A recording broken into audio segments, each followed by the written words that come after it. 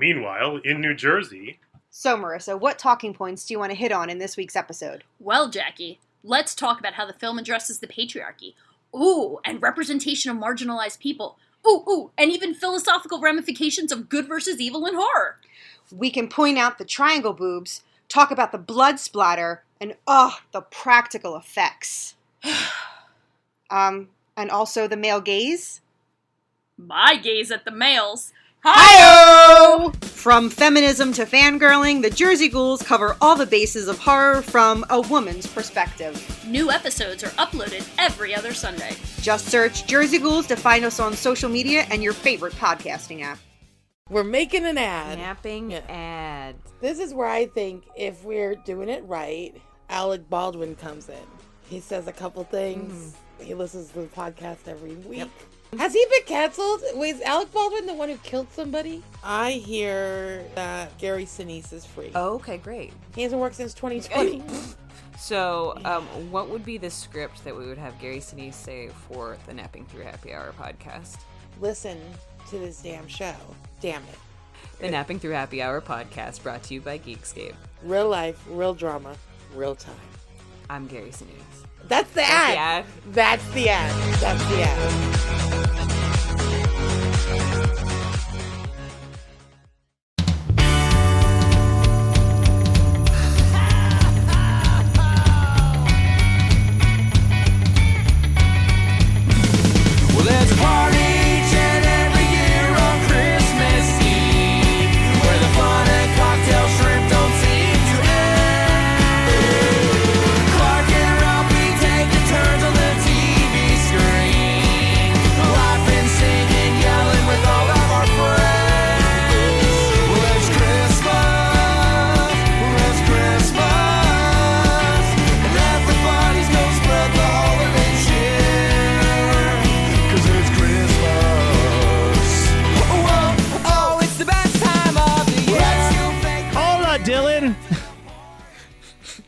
No.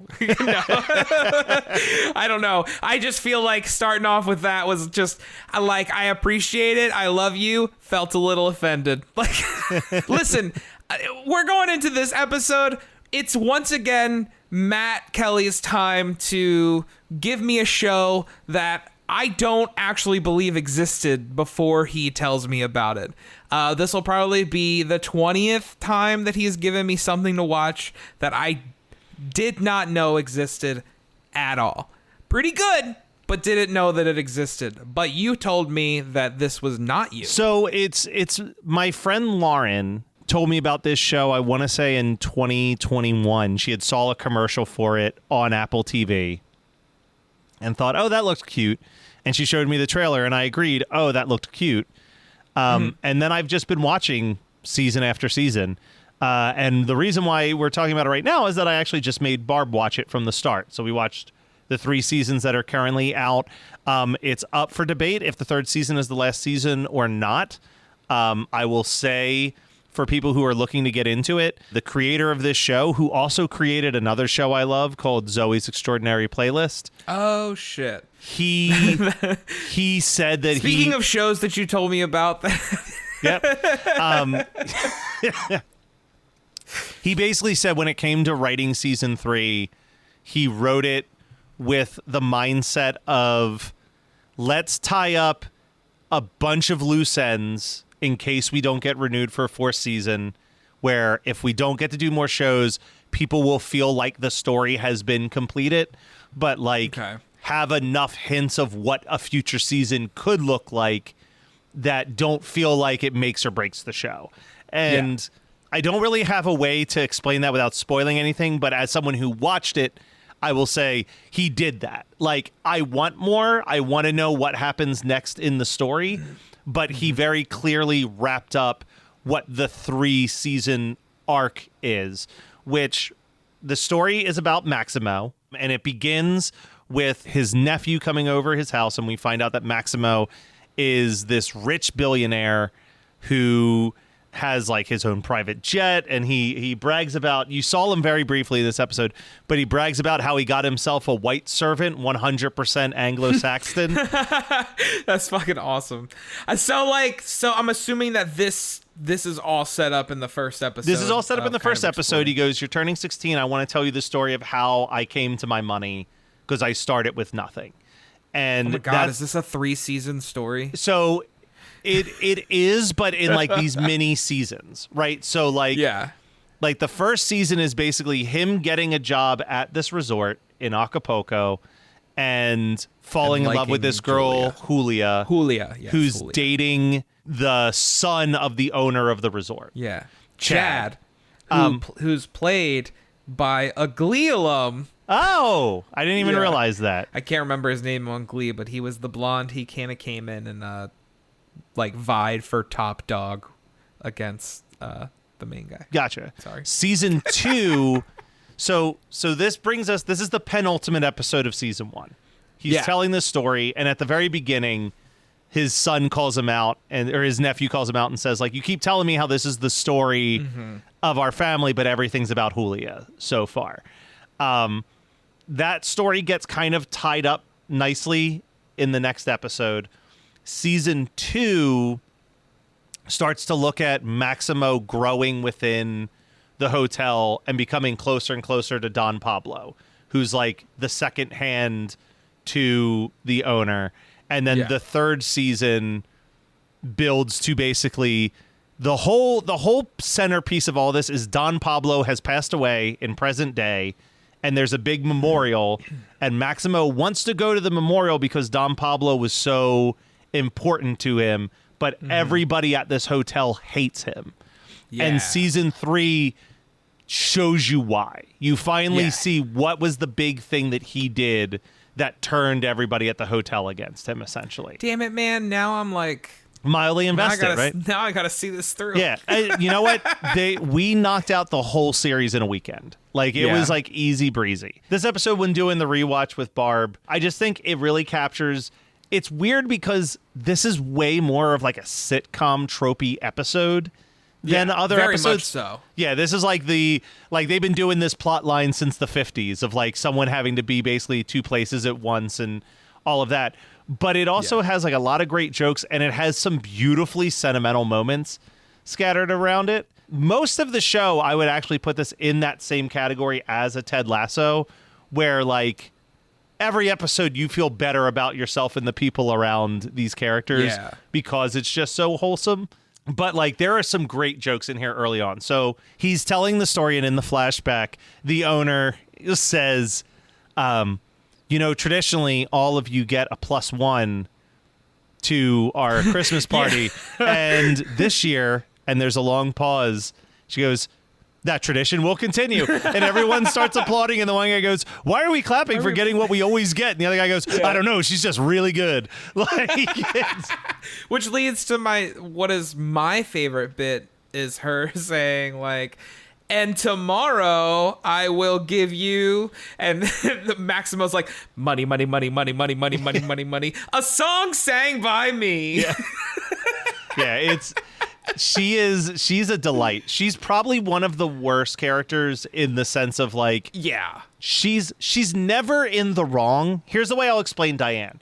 She's never in the wrong, but she goes about the worst routes to get to where she's going. Like even in this episode, she has a talk with her son, and it's like what she's saying to him isn't incorrect. She's like, you have made no choices with your life and no direction, and I don't know how to help you. But she says it in such a like off-putting way. Yeah. Like it's almost mean how she says it to Chad. And that's the other thing that's great about Chad is like, this show so easily could have made Chad this giant douchebag that Julia's dating, but he's just like a gentle giant idiot. Like that's what I took from it, is him just kind of being dumb. Yeah, he's pretty dumb. The other joke that I love, which I think is the only joke that you really get robbed of not having watched the previous 8 episodes, is that literally for 8 episodes he's been calling the girl Gabriella. And then this is the first time where the nephew's mom is now there hearing a part of the story, and he says Gabriella, and she's like, who is Gabriella? And the nephew's That's like, fun. That's awesome. he's like, your first girlfriend, the first person you ever kissed. And she goes, her name was Roberta. And then the rest of this episode, he keeps calling her Gabriella and then being corrected that it's Roberta. And it's so funny. Oh, that I loved that bit. I did get a little confused at the beginning because I was like, "Wait, you've been sitting here listening to this story." So I'm assuming she hasn't been there. Yeah, she shows up at the end of the previous episode, and you're like, Okay. "Oh, this is what Sarah looks like all grown up now." Like it's like cool. They do a lot of that too, where you're just like in season the mildest of spoilers, but like season 2, you see like Mimo now. Like he takes season 2 starts with him and the nephew getting on a plane to go to Acapulco so he can meet the people from the story. So you get to see like the grown-up versions of all these characters throughout the next 2 seasons. God and it's damn really it, good. man! Stop. It's a really good show. I don't want to do this. I've got too much. But the other really great joke with Diane and Julia is an episode or 2 earlier. It was Julia's birthday, and I can't remember all the details now, but it was essentially that Maximo gave up giving Julia this perfect gift that would have made her realize how he felt about her. He made her a dress based on a design. She always wanted to be a dressmaker. So he hired Mimo's sisters to sew this dress to perfection. A big plot line of season 1 is that his mom is going blind, and that an eye doctor is staying at the hotel, and he basically makes a deal with Chad that he will give Chad the gift to give to Julia, because he's like, I know you're trying to win Julia over, and this will do that more than the gift that you've already gotten her. In exchange, you need to get me guest passes so that my mom can meet this eye doctor and get her sight back. So like he sacrifices that for his mom. Man. Yeah, it's Stop. good. It's good shit. But that's also where she meets Don Pablo. Is that she's in the hotel, meets Don Pablo, and there's a whole thing with Don Pablo. This episode. Yes, that's all the episode leading up to this. Meanwhile, in New Jersey, So, Marissa, what talking points do you want to hit on in this week's episode? Well, Jackie, let's talk about how the film addresses the patriarchy. Ooh, and representation of marginalized people. Ooh, and even philosophical ramifications of good versus evil in horror. We can point out the triangle boobs, talk about the blood splatter, and the practical effects. And also the male gaze. My gaze at the males. Hi-oh! From feminism to fangirling, the Jersey Ghouls cover all the bases of horror from a woman's perspective. New episodes are uploaded every other Sunday. Just search Jersey Ghouls to find us on social media and your favorite podcasting app. We're making an ad. Napping ad. This is where I think if we're doing it right, Alec Baldwin comes in. He says a couple things. He listens to the podcast every week. Yep. Has he been canceled? Wait, is Alec Baldwin the one who killed somebody? I hear that Gary Sinise is free. Oh, okay, great. He hasn't worked since 2020. So, what would be the script that we would have Gary Sinise say for the Napping Through Happy Hour podcast? Listen to this damn show. Damn it. The Napping Through Happy Hour podcast, brought to you by Geekscape. Real life, real drama, real time. I'm Gary Sinise. That's the ad. That's the ad. That's the ad.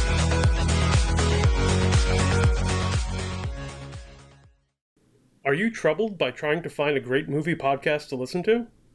Do you experience a love for monster movies from the classic Universal era to the modern creature features? Have you or your family ever watched episodes of Elvira, Monster Vision, or Svengoolie? If the answer is yes, then don't wait another minute. Open up your podcatcher and search for the professionals. The Monster Rally Podcast. Our hilarious and asinine hosts have an ever-growing library of episodes for you to listen to 24 hours a day to serve all your monster movie needs. We'll talk about it. So up until this point, Don Pablo lived in the exact same housing development as Maximo. And the mom looks at the hotel as this den of sin. And we get a backstory pretty early on that, where basically Don Pablo's hunger for being the top person in the hotel led to his wife leaving him and his kids, and he lost everything. So like that's where like that friend, he's trying to prove to her that he's changed as a friend. Like, I'm not the person that you vilified me quite like that. But yeah, so that's all like the stuff that kind of leads us to here. But because of the dresses and people are like, they're trying to like grow the hotel, she has a meeting with Diane about selling dresses in the store. And there's this great back and forth where Diane goes, do you know who you remind me of? And she goes, the other front desk receptionist that you confuse me with all the time. And Diane goes, yes, but also me. So good. The dialogue is so fun. Quick. And they play with the narrate, like the unreliable narrator, great. I love the scene where very much so. I love the scene where the other receptionist sees Maximo running away, and she like professes her love, and the nephew's like, "Did she really say that?" And he's like, "I don't know. She probably did." And then the actress just looks straight at the camera and shakes her head no. Shakes her head no. It's so good. I do love the way the show bounces back and forth between the two different languages. Yes. I really enjoy that. So the way that they make that work, which is kind of cool, is that the rule inside the hotel is that you cannot speak Spanish when you're around any guests or in the hotel grounds. This one's a little bit different because it's a work party, so they're allowed to be more loose. But that's like, there'll literally be scenes where they're walking to work talking in Spanish, and as soon as they cross into the hotel, just immediately flip to English. That's fun. That's something fun to play with. Yes. Too, oh, very much so. And there's an ongoing joke that Maximo mocks his nephew for being so Americanized that he doesn't understand Spanish. So like there's that aspect of it too. So they have a lot of fun with that. But we get to the dinner party. This is like the big Christmas part. They're having their Christmas party. Let's talk about Mimo for a second. His best friend Mimo meets this girl in the laundromat.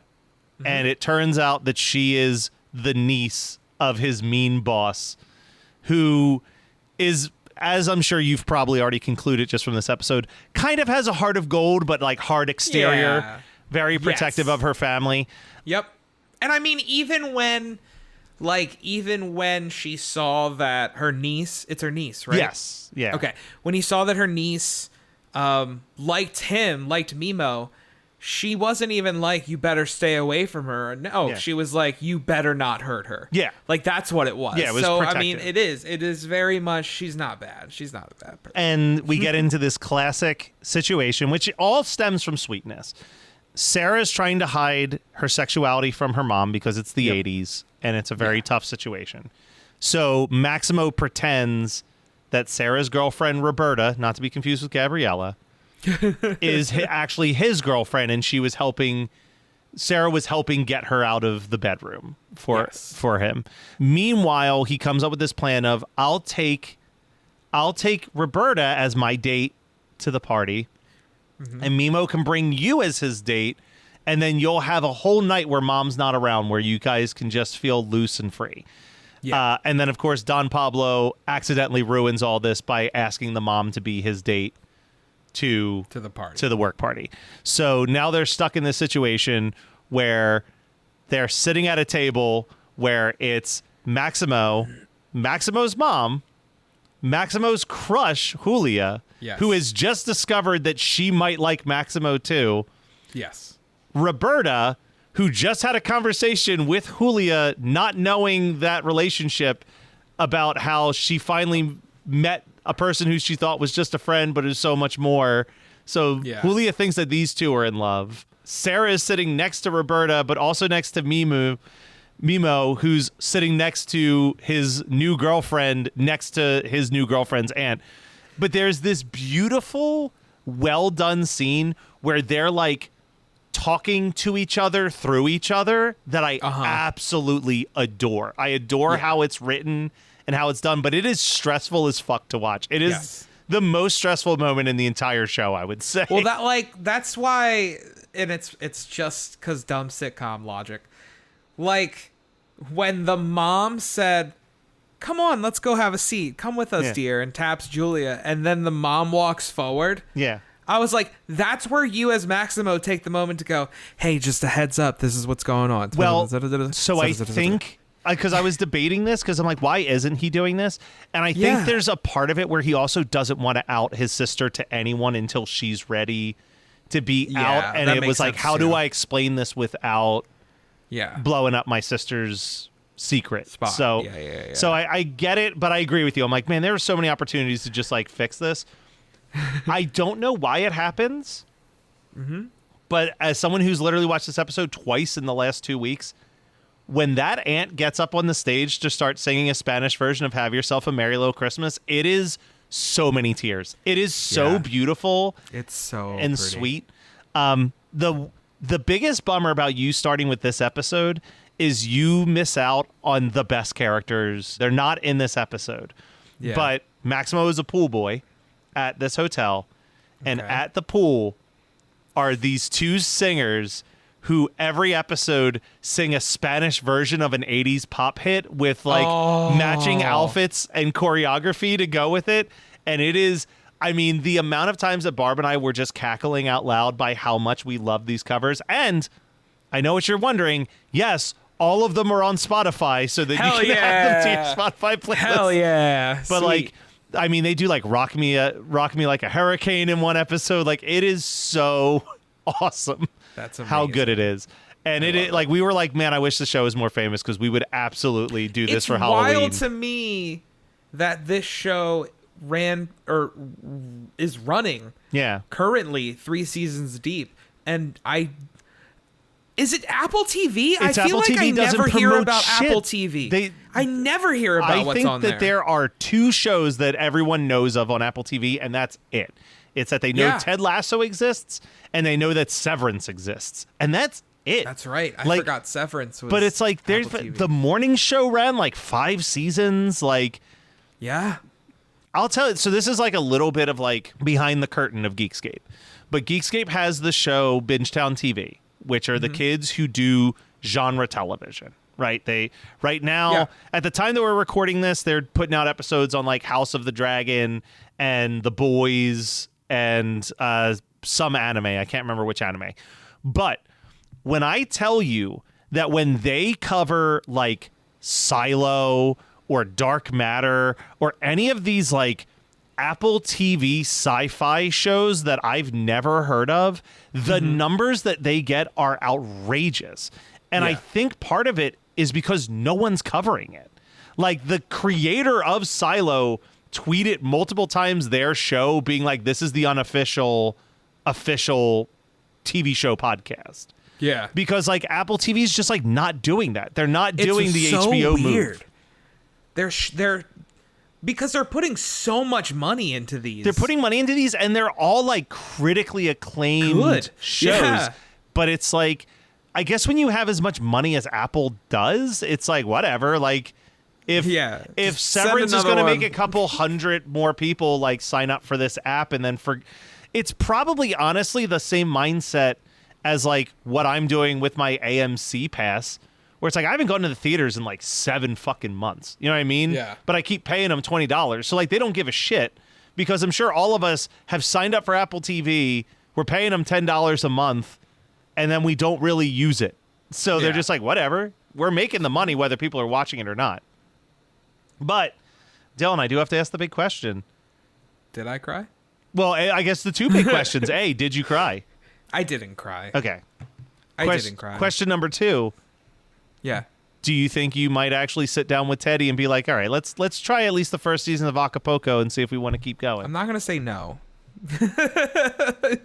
I'm not gonna say no because now I do want to see what's gonna happen, but not right this second. Yeah. And like I Not said, now. man, we're talking 30 episodes, 30 minutes.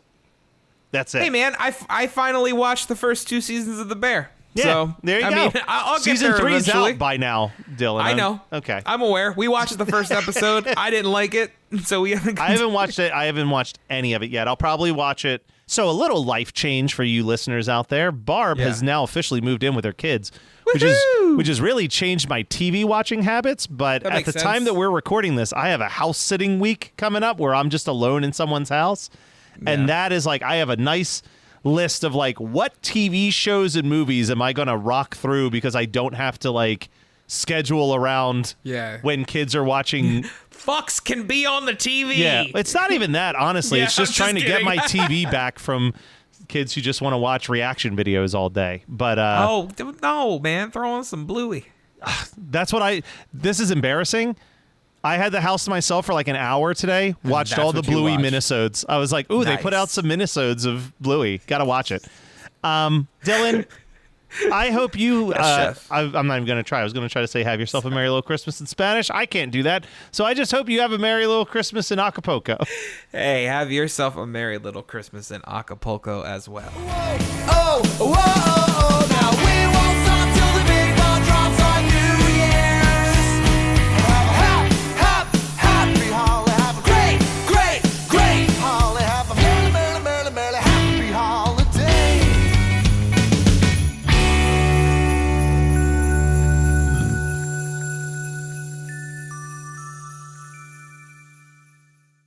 Meanwhile, in New Jersey, So, Marissa, what talking points do you want to hit on in this week's episode? Well, Jackie, let's talk about how the film addresses the patriarchy. Ooh, and representation of marginalized people. Ooh, and even philosophical ramifications of good versus evil in horror. We can point out the triangle boobs, talk about the blood splatter, and the practical effects. And also the male gaze. My gaze at the males. Hi-oh! From feminism to fangirling, the Jersey Ghouls cover all the bases of horror from a woman's perspective. New episodes are uploaded every other Sunday. Just search Jersey Ghouls to find us on social media and your favorite podcasting app. We're making an ad. Napping Yeah. ad. This is where I think if we're doing it right, Alec Baldwin comes in. He says a couple things. He listens to the podcast every week. Has he been canceled? Wait, is Alec Baldwin the one who killed somebody? I hear that Gary Sinise is free. Oh, okay, great. He hasn't worked since 2020. So, what would be the script that we would have Gary Sinise say for the Napping Through Happy Hour podcast? Listen to this damn show. Damn it. The Napping Through Happy Hour podcast brought to you by Geekscape. Real life, real drama, real time. I'm Gary Sinise. That's the ad. That's the ad. That's the ad.